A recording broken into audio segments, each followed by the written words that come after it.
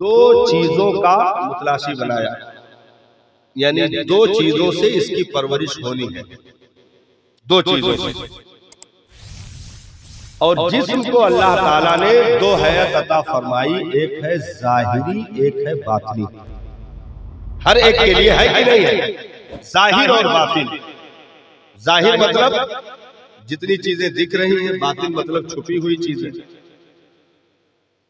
तो अल्लाह ताला ने इस दुनिया में ये सिर्फ मोमिन की शान है जिसे बातिन भी संवारने का हुक्म दिया, बल्कि ये कह लीजिए कि बातिन ही संवारने का हुक्म दिया। बातिन भी संवारने का हुक्म दिया और बातिन ही संवारने का हुक्म दिया, क्योंकि दुनिया इससे पहले जाहिर को संवारने में पूरी तवज्जो लगा चुकी थी। भाई जाहिर में क्या आता है? ये बॉडी, हाथ पैर नाक कान जिस्मो जिस्मानियात, ये सारी चीजें जाहिर में आती है। और बातिन में रूह की दुनिया है जिसे रूहानियत से ताबीर किया जाता है, यानी आलम अरवाह। तो जो रूह अल्लाह ताला ने तुम्हें अता फरमाई और एक जिस्म अल्लाह ताला ने तुम्हें अता फरमाई, तो जिस्म को भी तुम्हें परवरिश करना है और रूह की भी परवरिश का ख्याल रखना है। जो आज उर्से मुकद्दस में हम और आप बैठे हैं, ये अगर सिर्फ जिस्म बनाकर गए होते तो कब्रिस्तान में किस कोने पर कब्र होती पता भी ना होता। लेकिन चूंकि जिस्म से ज्यादा रूह को आबादी दे दी, इसलिए आज तुर्बत भी जिंदा है और उनकी यादें मनाने वाले भी मौजूद हैं। यही अहकाम सारे औलियाए किराम के लिए, क्योंकि दीने इस्लाम से पहले इस दुनिया में क्या था भाई? दीने इस्लाम से पहले इस दुनिया में लोग अपने जिस्म को परवान चढ़ाने पर सारी तवज्जो देते थे, यानी महंगी ग़िज़ाओं का इस्तेमाल करना ताकि जिस्म तंदुरुस्त व तवाना रहे, अच्छे अच्छे लिबास का इस्तेमाल करना ताकि बदन खूबसूरत दिखे, अच्छे ज़ेवरात का इस्तेमाल करना ताकि हमारे हुस्न में इजाफा हो जाए। तो ये सारी चीजों पर तवज्जो दुनिया दे रही थी, लेकिन जब दीने इस्लाम ने आकर के इस धरती पर कदम रखा तो इन चीजों को माइनस में डाल दिया और पैगंबर के शिकमे अतहर पर एक पत्थर, दो पत्थर, तीन पत्थर रब ने बंधवा करके दुनिया को ऐलान करके बता दिया कि बदन को मोटा करने पर तवज्जो न देना, ये मिट्टियों की ग़िज़ा बनने वाली है। हाँ, रूह को आबाद कर लो तो यहाँ भी जिंदा रहोगे, वहां भी जिंदा रहोगे। और मचल के थोड़ा और मचल के सुभान अल्लाह। हाँ, तो बदन भाई उसी के नतीजे में रोकाना जैसे पहलवान, अमर इब्ने अब्दुल जैसे लोग जो 500 लोगों से तनहा मुकाबले की ताकत रखते थे। अमर इब्ने अब्दुल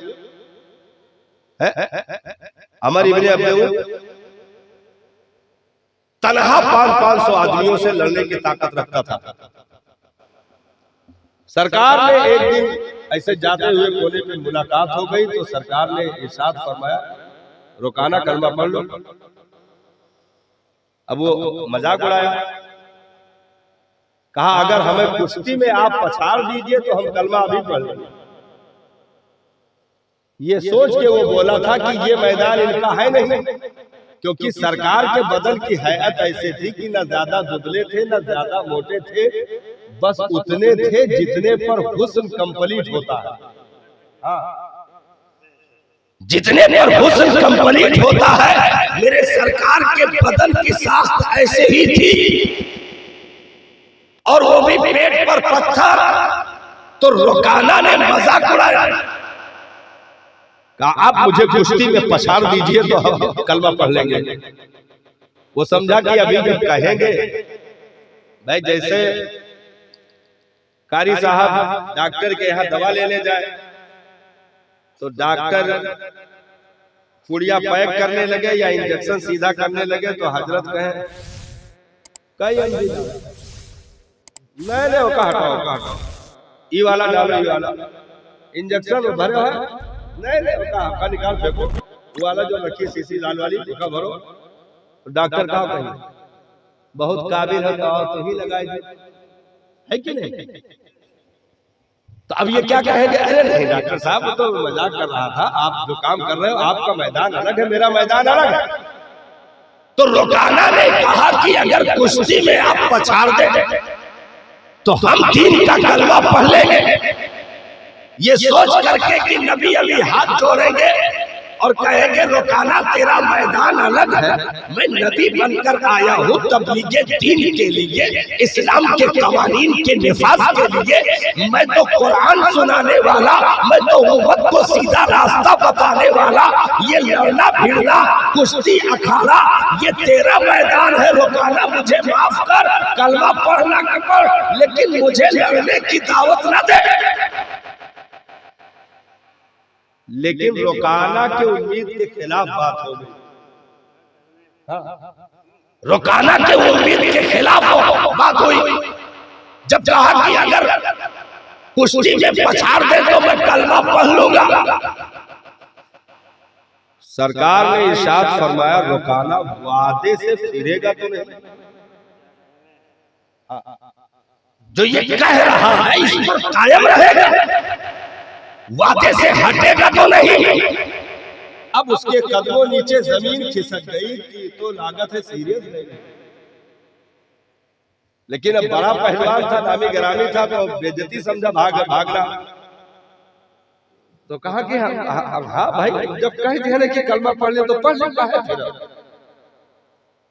तो सरकार ने इरशाद फरमाया फिर आज जैसे समनवा आवा, सरकार ऐसे यक्के हथवा से पकड़ी लो, ऐसे हाँ हाथ से गिरा, मुंह भर माटी खाए गए, झाड़े ला के रुक जाओ समाधान तो दियो पहले, कम से कम सही से खड़ा तो हो जाओ। तो कहा रोकाना संभल जा, जब कहेगा तब पटक दूंगा, जब कहेगा तब पटक दूंगा। अब ये मार यूं ये करके जो है वो कहा कि आ जाइए। सरकार ने उठाया फिर पटक दिया, चीखते हुए भागा। कहा बादल्ला ये तो जादूगर है। कहा रोकाना अपना वादा याद कर, लेकिन भाग गया, कुछ सुना नहीं। पेट पर पत्थर बांधने वाला 500 लोगों के मुकाबले की ताकत रखने वाले पहलवान को पलक झपकते जमीन चटा करके ये बता दिया कि ताकतें मछलियों की नहीं होती है, ताकतें रूह की दुनिया की होती है। और अपनी उम्मत को नबी ने पूरी जिंदगी यही तालीम दिया। मुरक्कल के जाए, इसीलिए इस्लाम ने रेशम हराम कर दिया मर्दों के लिए, रेशम हराम कर दिया।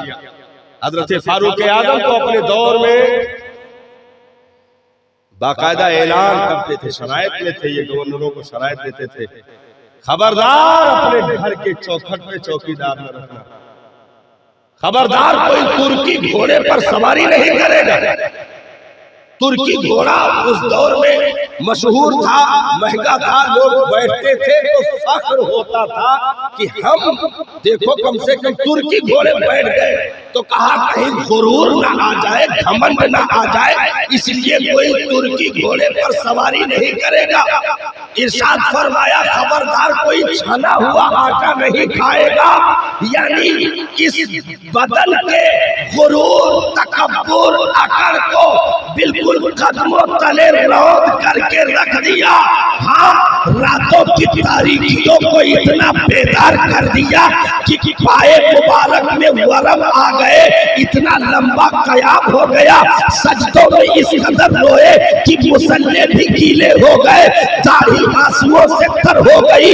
एक एक सजदा सैयदा ने ऐसा भी कर दिया इस जमीन पर, इस जमीन के कलेजे पर कि रातें खत्म हो गई, सैयदा का सजदा कंप्लीट ना हुआ। रब के हुजूर अर्जी लगाई, मेरे मालिक कम से कम ऐसी रात अपनी बंदी फातिमा को दे दे कि कम से कम दिल खोल कर तेरे हुजूर ये सजदा कर ले, कम से कम इतनी रातें तो दे कि सजदा कंप्लीट नहीं होता, यहाँ तेरी रात खत्म हो जाती है।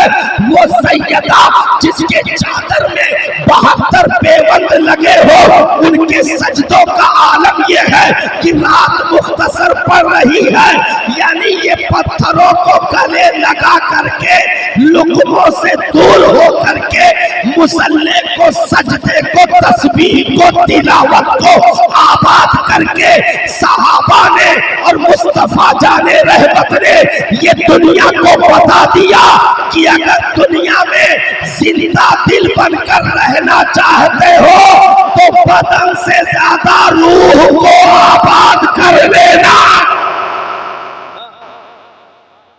और यही देखा गया आज तक। अगर बड़े बड़े सलातीने जमाना की भी पगड़ियां किसी ने झुकाई है तो वो मैदान का पहलवान नहीं था, बल्कि मुसल्ले का मुसाफिर था। अगर कासे ने आला सागर को समेट दिया तो 50 राजाओं की ताकत रखने वाला राज पिथौरा का ये करिश्मा नहीं था, बल्कि फटी गुदड़ी पहन करके एक खड़ाऊ लकड़ी की अपने पैर में डालकर आने वाले मोइनुद्दीन अजमेरी के रूह की ताकत ये थी कि आला सागर को खींच करके रख दिया। जयपाल उड़ रहा था, जमीन पर पटक दिया और ऐलान कर दिया, ओ पृथ्वीराज, ये तलवार, ये तीरों तबार, ये बम बारूद, ये तमाम तर चीजें ये बदन को मार सकती है। बदन को, अंदर की दुनिया जो आबाद की है वहां तेरा बाप भी नहीं पहुंच सकता। मोइनुद्दीन अगर जिस्म से ये ढांचे की रूह आजाद हो जाए उसकी फिक्र नहीं करता, लेकिन ऐसे कदम रख दिया अजमेर में कि कयामत तक मोइनुद्दीन का गुंबद कोई माई का लाल मैला नहीं कर सकता है, क्योंकि ये बदन की ताकत नहीं है, मुस्तफा की अता करदा रूह की ताकत है। तो अब यहाँ तक आप पहुंच गए हैं तो वो सुन लीजिए भाई, अल्लाह ताला ने इसको 2 हिस्सों में रखा, एक है जिस्म, एक है रूह। लेकिन जिस्म को रूह के ताबे बनाया, मतलब रूह को बादशाह बनाया, जिस्म को रियाया रखा। बादशाह रूह है भाई। ये हाथ इतने ताकतवर कि अगर पत्थर पे भी मार दे तो चूर हो जाए। ये हाथ इतने ताकतवर कि शेर से भी पंजा लड़ाने की भी इसमें कुव्वत आ सकती है। लेकिन जैसे रूह निकली, ये जहां है वही खत्म, आंख जहां है वही खत्म, कदम जहां है वही खत्म। पता ये चला कि रूह जिस्म की गुलामी नहीं कर रही है, बल्कि जिस्म रूह की गुलामी में है। रूह बादशाह है, बादशाह। तो इमामुल अंबिया ने अपनी उम्मत से इरशाद फरमाया, इसी बादशाह को ताकतवर कर दो, रियाया खुद ब खुद ताकतवर हो जाएगी। इसी बादशाह को ताकतवर कर दो, रियाया खुद ब खुद ताकतवर हो जाएगी।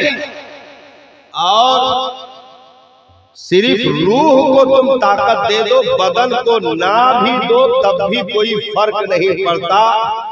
तुम्हारे जूतियों को भी दुनिया छू नहीं सकती है, क्योंकि जिनकी रूह है जिंदा हो वो किसी भी ताकत या कुव्वत से खाइफ नहीं होते हैं, क्योंकि रब तबारका व तआला उन्हें जिंदगी अता करता है। तो अब यहां तक आ गए तो एक बात और ले लीजिए, दोनों की ग़िज़ा अलग अलग रखी। बदन की खुराक और है, हाँ, बदन की खुराक और है, रूह की खुराक और है। बदन की खुराक क्या है? चावल, दाल, मकई, बाजरा को जो है, जौ, कोदो, अरहर, मटर। और इस जिस्म को चूंकि मिट्टी से बनाया है, इसलिए इसकी सारी ग़िज़ाएं मिट्टी से रखी, सारी ग़िज़ाएं मिट्टी से। भाई धान भी मिट्टी से पैदा होता, गेहूं मिट्टी से पैदा होता, धान मकई बाजरा ये सब मिट्टी से पैदा होता कि नहीं? तो ये जिस्म क्योंकि मिट्टी की है तो ग़िज़ा भी इसकी वही रखी जितनी चीजें मिट्टी से पैदा होती हैं, लेकिन रूह को अपने महबूब के नूर से पैदा फरमाया तो इसकी ग़िज़ा भी नूरानियत रखी। यानी जिस्म की ग़िज़ा मिट्टी से धान बाजरा अरहर है, लेकिन रूह की ग़िज़ा आलमे बाला की और वो भी नूरानियत वाली। तो कुरान की तिलावत ये रूह की ग़िज़ा है, तस्बीह व तहलील ये रूह की ग़िज़ा है, जिक्र व अज़कार ये रूह की ग़िज़ा है, सजदा क़याम का जो है क़ुऊद ये रूह की ग़िज़ा है, दुरूद पाक का विर्द ये रूह की ग़िज़ा है। यानी रूह आलमे बाला की है, जिस्म मिट्टी से है तो मिट्टी की ग़िज़ा मिट्टी से, आलमे बाला की चीज की ग़िज़ा आलमे बाला से। तो अगर सिर्फ जिस्म को ग़िज़ा देते रहे, रूह को ग़िज़ा ना दी तो आहिस्ता आहिस्ता जिस्म को तवाना हो जाएगा, लेकिन रूह मर जाएगी साहब, रूह मर जाएगी। सरकार ने इरशाद फरमाया जब बंदा पहली मर्तबा जुर्म करता है तो एक तिल के बराबर छोटी सी स्याही उसके दिल पर पड़ती है और तौबा नहीं करता, फिर वो जुर्म करता जाता है तो वो स्याही बढ़ती जाती यहाँ तक कि पूरा दिल काला हो जाता है। अब फिर उसे कोई नसीहत की बात कहो तो वो ऐसे है जैसे दीवार पे गेंद को फेंका तो पलट कर वापस आ गया, तो ऐसे ही दिल पत्थर हो जाता है। फिर उस पर गई हुई बात वापस पलट के आ जाती है और वो अमल नहीं करता, फिर उसे तौफीक नहीं मिलती। तो इरशाद फरमाया कि रूहों को जिंदा रखना, क्योंकि ये वो चीजें हैं कि अगर इन्हें तुमने बगैर खुराक के रखा, भूखा प्यासा रखा और इन्हें मार दिया तो ये जिस्म कितना भी मोटा हो जाए, एक छोटा सा बच्चा भी तुम्हें धक्का देकर चला जाएगा, तुम कुछ कर नहीं सकते, कुछ कर नहीं सकते। अच्छा, बद्र के मकाम पर यही तो हुआ, एक तरफ जिस्म की ताकत थी, मिट्टी की ताकत थी, और दूसरी तरफ रूह की ताकत थी, नूरानियत की ताकत थी, तिलावत की ताकत थी, सजदों की ताकत थी कि नहीं थी? भाई मक्का वाले 1000 कमोबेश की तादाद में जो आए थे उनमें अक्सर पहलवान थे और अक्सर उसमें क्या थे, सरदार थे, अमीर कबीर लोग थे, अमीर कबीर लोग थे, देव हैकल लोग थे, खाने पीने का सारा इंतजाम उधर मौजूद। यानी उनके जिस्म की खुराक चल रही थी, लेकिन रूह की खुराक क्या थी, बंद थी। भाई मक्का वालों की रूह की खुराक गायब, यानी रूह उनकी मुर्दा।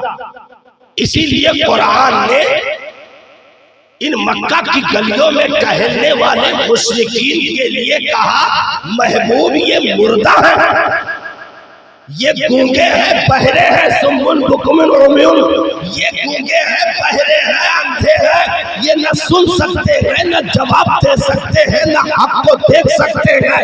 यानी जिंदा टहल रहे हैं, उसके बाद भी उन्हें मुर्दा कहा, क्योंकि जिस्म को जिंदा किए हुए थे, रूह मरी हुई थी, रूह मरी हुई थी। तो 1000 की तादाद में ये सब खाए पिए लोग, भाई बदर में डेगे चढ़ रही थी, सालन तैयार हो रहे थे, रोटियां बन रही थी, पूरे फौज के लोग खा रहे थे 1000 की तादाद में। और इधर सहाबा के यहाँ क्या था, पेट पे पत्थर। 17 रमजान दिन जुमा रोजे से, सारे सहाबा रोजे से, सवारी के लिए जानवर नहीं, लड़ने के लिए असलहे नहीं। भाई 8 तलवारें 6 ज़रह तारीख में बताई जाती है बदर में, 8 तलवारें 6 ज़रह, 2 या 3 ऊंट जो है घोड़े, और बदन पे किसी के चादर अगर लिपटी हुई है तो ऊपर बदन ढकने के लिए कुर्ता भी नहीं, एक खजूर को अगर झोली में छुपा के रखा है, उसी को चूस करके सेहरी की है, तो उसे खाया नहीं, भूल के बचा के रख लिया है कि यही मगरिब के वक्त चूस लेंगे तो अफ्तार हो जाए। यानी जिस्म की ग़िज़ा बिल्कुल बंद, पेट पे पत्थर, हुस्न के नाम पर जीरो। क्योंकि कोई कितना भी पहन ले, अगर मन गंदा हुआ, दिल गंदा हुआ, तो वो हसीन नहीं हो सकता। क्योंकि हुस्न ये ब्यूटी पार्लर के चक्कर हुस्न नहीं दिला सकते हैं। हाँ, रब ने इरशाद फरमाया, मेरे बंदो रूह को ग़िज़ा दो, सजदे में सर झुकाओ, उठाओगे तो चेहरे पर वो नूर दे दूंगा कि करोड़ों ब्यूटी पार्लर फेल। हाँ, वो चमक दे दूंगा कि सारी दवाएं फेल। तो बदर में जो कुछ खा पी भी सकते थे, पानी के कतरे तक, वो भी बंद। यानी जिस्म की सारी ग़िज़ाएं बंद। हाँ, रूह की ग़िज़ा जारी थी कि नहीं जारी थी, रूह की ग़िज़ा चल रही थी। वही बदर का कलेजा है कि आगे सबके लोग अगर लड़ रहे थे, तो पीछे सब वालों ने नमाज का वक्त हुआ, नियत मान ली और नमाज कंप्लीट की। वो आगे जाकर लड़ने लगे तो पीछे हटकर लोगों ने अपने सजदे कंप्लीट कर लिए। वही बदर है जहां तिलावत पे तिलावत जारी है, तस्बीह तहलील नवाफिल सारी चीजें चल रही हैं। यानी जिस्म की ग़िज़ा को बिल्कुल ताला एकदम लॉक कर दिया, और रूह की ग़िज़ा सहाबा का जारी, और मक्का वालों के रूह की ग़िज़ा बंद। रूह की ग़िज़ा बंद, ताला लगा हुआ। जिस्म की ग़िज़ा जारी, गोश्त पोस्ट चावल रोटी जो भी मैसर खा रहे, जिस्म की ग़िज़ा जारी। तादाद 1000 है जिस्म की ग़िज़ा देने वालों की, तादाद 313 है रूह को ग़िज़ा देने वालों की। लेकिन जब आपस में आमना सामना हुआ, तो जो जिस्म को पाल रहे थे, रूह को ग़िज़ा देने वालों ने जूतियों तले रौंद करके 70 को बांध कर रख दिया, और 70 को ज़बा करके बदर के गड्ढे में ले जाकर बांट दिया। और पैगंबर ने दुनिया में ऐलान कर दिया, सुनो बदन को पालने वालों, तुम कभी भी अपने आप को कामयाब नहीं कर सकते हो।